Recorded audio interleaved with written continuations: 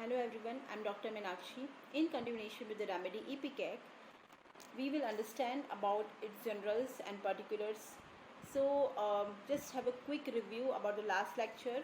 This remedy has a very good action upon the GI and respiratory system. Increased mucus secretions is there, and now with that understanding of the pathophysiological changes, active principles effect on body, we will see about its connection with the sign and symptomatology it can produce in this remedy.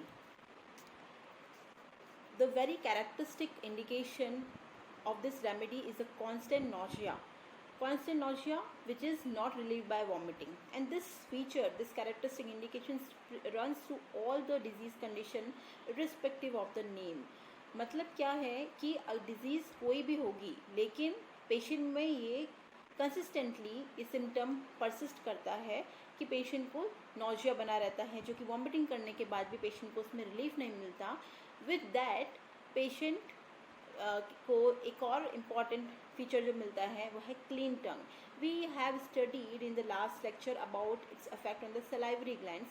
तो वहाँ पर भी देखा गया था कि increase salivary secretions कराता है, एंड इस वजह से हम देख सकते हैं कि इस रेमेडी में क्लीन टंग का इम्पॉर्टेंट सिम्टम मिलता है.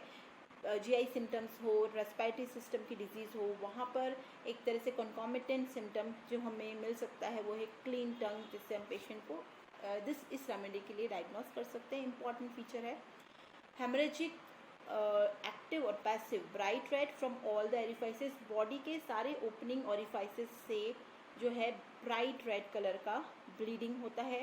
Whether it is epistaxis, that means nasal bleeding, uterine bleeding, rectal bleeding, ये रेमेडी ब्राइट रेड कलर के हेमरेजेस में along with the characteristic indications हमें रेमेडी में मिलते हैं, तो हम रेमेडी को के बारे में सोच सकते हैं.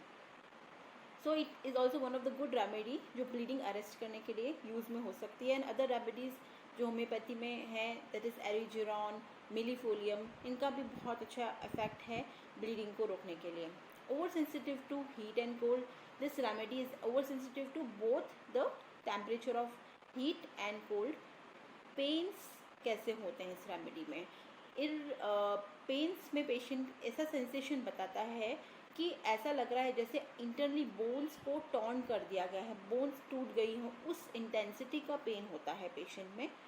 यहाँ पर ध्यान देने की बात यह है कि यहाँ पर बोन्स टूटने की बात नहीं हो रही. ये नहीं हो रहा है कि इपिकैक जो है it helps in the callus formation या बोन्स के यूनियन में हेल्प करेगा, but here the implication is the intensity of the pain जो मिलता है, जिसे हम कंपेयर कर सकते हैं बोन ब्रेक हो गई हो उस लेवल के इंटेंसिटी का पेन पेशेंट में मिलता है. Now about the next very important symptom which is GI symptom. GI symptoms में हम ये देखेंगे कि इपिकैक रेमेडी में GI symptoms में इंक्रीज म्यूकस सिक्रेशन है, डायरिया हो, डिजेंट्री हो, इवन वॉमिटिंग हो, सब में किस तरीके की हमें वॉमिटिंग मिलेगी, स्टूल किस तरह का होगा, वहाँ पर इंक्रीज्ड म्यूकस मिलेगा. कैटरल, क्योंकि कैटरल इन्फ्लामेशन है यहाँ इंटरनल मेम्ब्रेन्स का, जिसकी वजह से इंक्रीज म्यूकर मिलेगा. सलाइवरी ग्लैंड्स में भी इंक्रीज सिक्रेशन है, तो मोर वाटरी डिस्चार्जेस जो है हमें स्टूल में, वॉमिटिंग में, डिजेंट्री में मिल सकता है. अलॉन्ग विद दैट प्रिडोमिनेंटली जो पेशेंट में मिलेगा इन सिम्टम्स के अलावा गैस्ट्रिक सिम्टम्स तो प्रोमिनेंट हैं ही इस रेमेडी के, उसके साथ में क्लीन टंग का फीचर इंपॉर्टेंट है. और slightly quoted in few conditions जो है वो स्लाइटली कोटेड या क्लीन टंग मिल सकती है. जो रेमेडी का इफेक्ट हमने बाइल जूस पर भी देखा था, लिवर पर देखा था. ये एक इम्पॉर्टेंट कोलेगॉग है, बाइल सिक्रीशंस बढ़ाता है. दैट मीन्स कि इसकी डाइजेशन पे भी बहुत अच्छा एक्शन है. तो हमें किस तरह के सिम्टम्स मिलेंगे, जैसे डिस्पेप्सिया है, इंडाइजेशन है, स्टमक में कुछ भी खाना जो पेशेंट को है वो देयर सर्टेन फूड आइटम्स, जैसे पेशेंट को यहाँ पर हैबिट होती है इनडाइजेस्टिबल चीज़ की क्रेविंग हो रही है, वो सब खाने के बाद पेशेंट में डायरिया, डिजेंट्री होना, ये सारे फीचर्स मिलेंगे. नाउ अबाउट द स्टमक का कैसा एक स्पेशल सेंसेशन होता है. यहाँ पर पेशेंट को ऐसा लगता है कि स्टमक एकदम रिलैक्स्ड हो गया है, बिकॉज इतना नौजिया, उसकी वजह से पेशेंट एग्जॉस्टेड हो जाता है and there is a sensation that stomach is hanging down, बिल्कुल लटक सा रहा है, वो एकदम रिलैक्स कंडीशन में आ जाता है एंड पेन्स बहुत ज़्यादा यहाँ पे सीवियर होते हैं, ऐसा लगता है कि फिंगर्स अंदर ऑर्गन्स में गई हो, उस तरह का पेन पेशेंट को फील होता है, जो कि स्लाइट मोशन से भी या मोशन से बढ़ जाता है। रेमेडी में डिस्पेप्सिया है, फ्लैचुलेंट डिस्पेप्सिया है, गैस्ट्रिक डिस्टर्बेंसेस है जहाँ पर गैस का रिटेंशन हो रहा है, तो अम्बालिकस जो नेवल एरिया में है वहाँ पर भी पेशेंट को पेन होगा। And we have discuss about the character of stool. Diarrhoea के केसेस में वाटरी म्यूकस स्टूल के साथ में एक कैरेक्टरिस्टिक इंडिकेशन है कि ग्रीन पीस कलर का, मतलब हरे हरे कलर का म्यूकस से भरा हुआ फ्रोदी काइंड ऑफ स्टूल मिल सकता है। यहाँ पर एक वर्ड यूज हुआ है फ्रोदी मोलिसिस। मोलिसिस क्या होता है? मोलिसिस की कंडीशन, जो बाय प्रोडक्ट शुगर को जब रिफाइन करते हैं, this is one of the by product उसके प्रिपरेशन का, तो बहुत तरह से फर्मेंटेशन होता है, स्मेल होती है, उस तरीके का मटेरियल हमें स्टूल में, this is just a comparison कि उस तरीके का स्टूल मिल सकता है पेशेंट में। यहाँ पर this remedy also is very, internal हैमरेजेस हो रहे हैं, अगर डिजेंट्री है, ब्लड आ रहा है स्टूल में, वहाँ पर भी रेमेडी के along with the other characteristic indication मिलते हैं, तो हम रेमेडी के बारे में सोच सकते हैं। तो जीआई सिम्टम्स के काफ़ी प्रोमिनेंट इंडिकेशंस हैं इस रेमेडी में। Now about the autumnal dysentery, as I already told कि डिजेंट्री के केसेस में है, लेकिन डिजेंट्री भी कब? जब ऑटमनल डिजेंट्री है, दैट मीन्स कि नाइट के टाइम पर कोल्ड वेदर, ऑटमनल डिजेंट्री मतलब here it is talking about a particular weather condition में जब डिजेंट्री जो पेशेंट में है वो एग्रेवेट हो सकती है या डिजेंट्री ट्रिगर हो जाएगी, वो है हॉट डेज पे एंड कोल्ड नाइट्स, जहाँ दिन के समय में ठंडा रहता है और सडन चेंज में हॉट डेज रहते हैं, वो होता है ऑटम सीजन में, इस तरीके का वेदर मिलता है, उस टाइम की डिजेंट्री में ये रेमेडी काफ़ी हेल्पफुल है। कॉलेरा के सिम्टम्स हो गए, यहाँ पर एक टर्मिनोलॉजी है एसिएटिक कॉलेरा। एसिएटिक कॉलेरा का प्रोमिनेंट सिम्टम होता है राइस वाटर स्टूल है, पेशेंट एग्जॉशन हो गया, वाटर डिस्चार्ज काफ़ी हो गया, तो वो सब चीज़ें हमें इसमें भी मिल रही है इस रेमेडी में। तो बाकी there is an number of remedies in homeopathy जहाँ पर कॉलेरा के लिए इंडिकेशंस हैं। कैसे हम डिफ्रेंशिएट करेंगे कि इपिकैक का इंडिकेशन है, तो अलॉन्ग विद द कॉलेरा के जो भी सिम्टम्स आएंगे, पेशेंट में नौशिया, वॉमिटिंग प्रॉबेबिलिटी डोमिनेंट होगा अलॉन्ग विद द क्लीन टंग, तब हम इपिकैक के बारे में सोच सकते हैं। Again and again I am reminding you the importance of the characteristic indication, keynote indication of this remedy.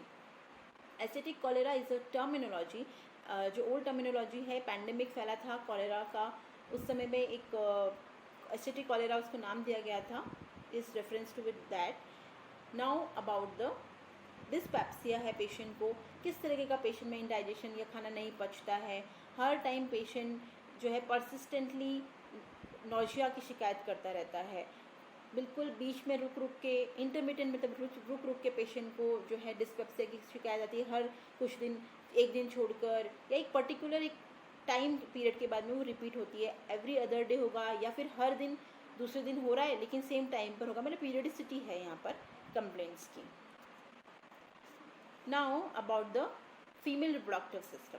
Female reproductive system में before moving with the symptoms हमें ये देखना है कि रेमेडी का एक्शन जो है वो एक तरह से, अगर ब्लीडिंग के केसेस में है वहाँ पर इसका अच्छा यूज़ है, तो कैसे किसी हमें सिम्टोमोलॉजी या हमें disease condition female reproductive system में मिल सकती है, जैसे कि पोस्टपार्टम हैमरेजेस हैं, आफ्टर डिलीवरी के बाद में बहुत ज़्यादा ब्लीडिंग हो रही है, तो उस ब्लीडिंग को रोकने के लिए भी ये रेमेडी यूज़ हो सकती है।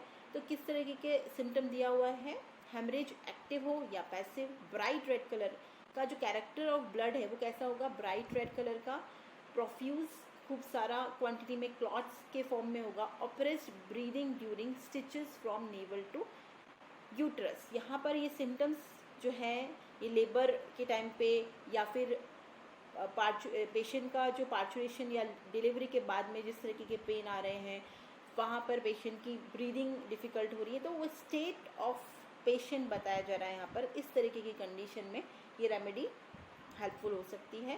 So good remedy for postmortem haemorrhages. Respiratory system, we have studied in the physiological pathophysiological effect of this remedy on the spasm. It can create a spasmodic contraction in the respiratory system, जिसकी वजह से asthma के symptoms भी हमें मिल सकते हैं. Increase mucus secretion है.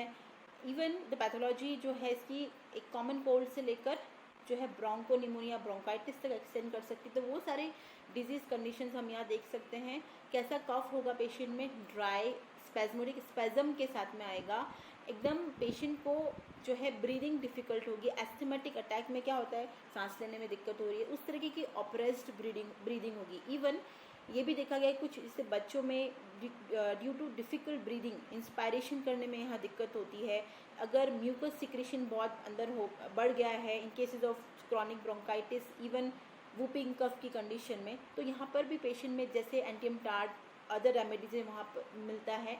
खड़खड़ की आवाज़, रेल्स व्हीजिंग साउंड सुनाई देगी, म्यूकस मूव करेगा एंड उस वजह से पेशेंट में इंस्पायरेशन जब भी सांस लेगा अंदर तभी ये चीज़ ये ज़्यादा ये ब्रीदिंग जो है रैटलिंग साउंड तभी ज़्यादा सुनाई देगी. बच्चों में सफोकेशन की स्टेज तक पहुंच सकता है बिकॉज पेशेंट सांस बराबर नहीं ले पा रहा है, उसकी ऑप्रेस्ड ब्रीदिंग है. ब्लूनेस पेलनेस दिख सकती है.